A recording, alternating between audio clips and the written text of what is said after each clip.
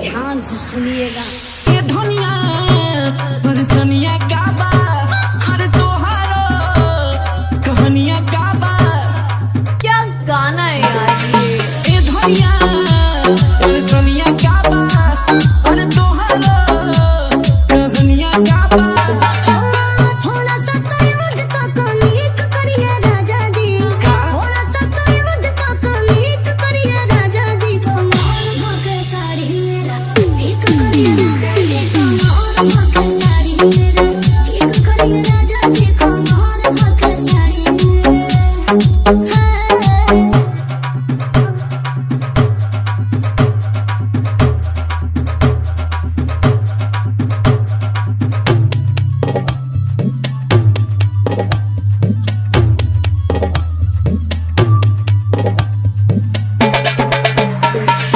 Rahul production, Rahul production, Rahul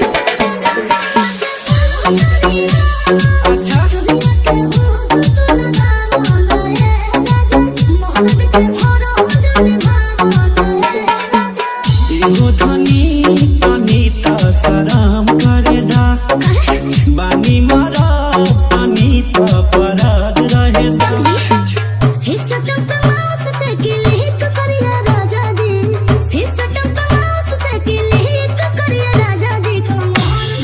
क्या गाना है यार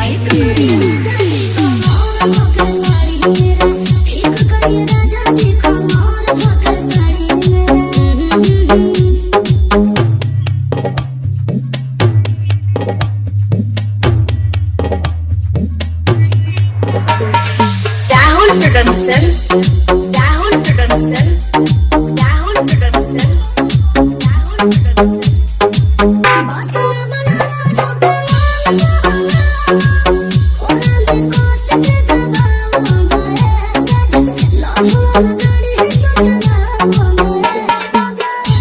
बिरा के बुझाना तनी पीर हो रनिया धराना तनी धीर हो।